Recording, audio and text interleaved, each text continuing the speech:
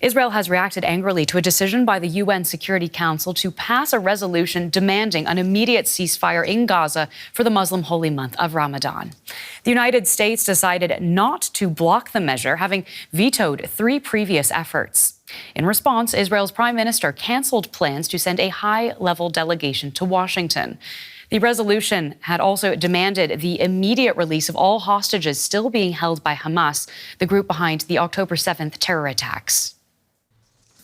Well, there's no doubt that that UN resolution will feature in talks later between Germany's Foreign Minister Annalena Baerbock and top members of the Israeli government.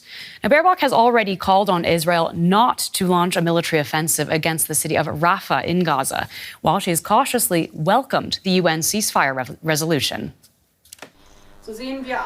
Today, there is perhaps a glimmer of light on the horizon. The call by the Security Council, and therefore the international community, for a ceasefire is overdue. Let's get across live to Jerusalem and DW's Rebecca Ritters. Rebecca, Germany's foreign minister, she's already met with Palestinian President Mahmoud Abbas, and she will meet her Israeli counterpart, Foreign Minister Israel Katz, later this morning. What do you think we can expect to hear there after her comments on that Security Council resolution?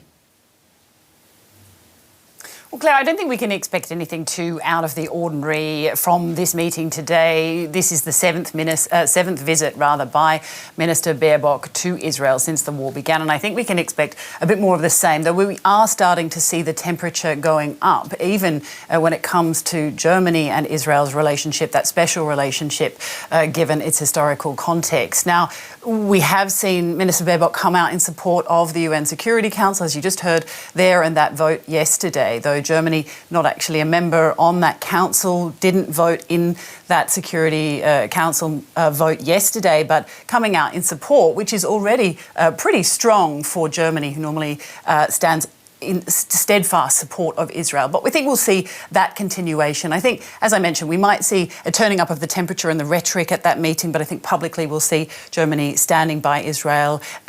Germany, Baerbock even saying in background briefings that there aren't that many carrots or that many sticks that Germany can use at this stage. And at this stage, without having gone into Rafah, it still looks as though Israel hasn't crossed any red lines that would see Germany take any further action. And top EU officials have also welcomed that Security Council resolution. But what has Israel's response to it been? Are there chances that it might abide by the resolution? I think we're certainly seeing the opposite to that so far, Claire.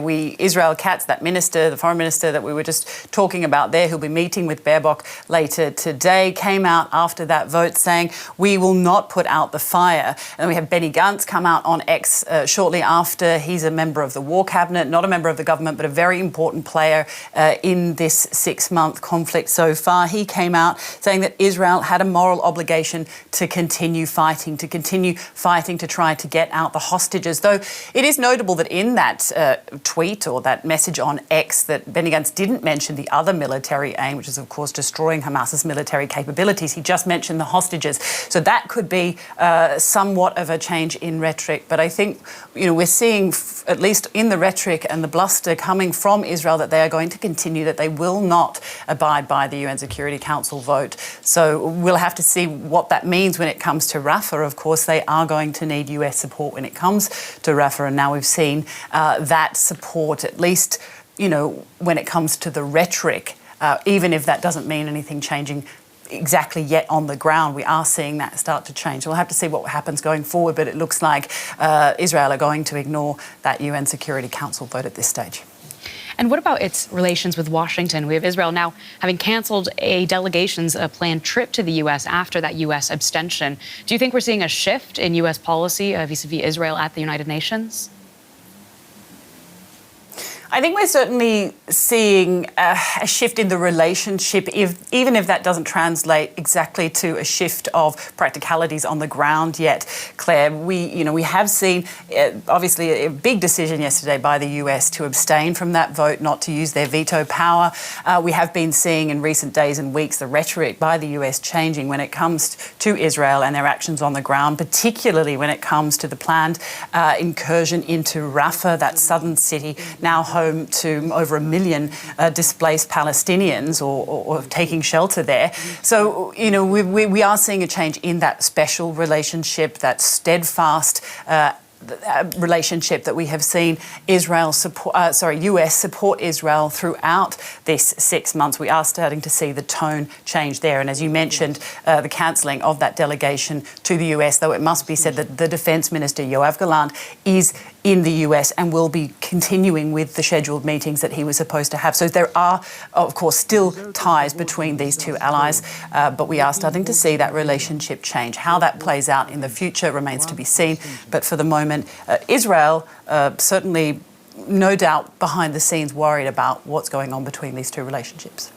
Rebecca, thank you so much. As always, that's Rebecca Ritters for us.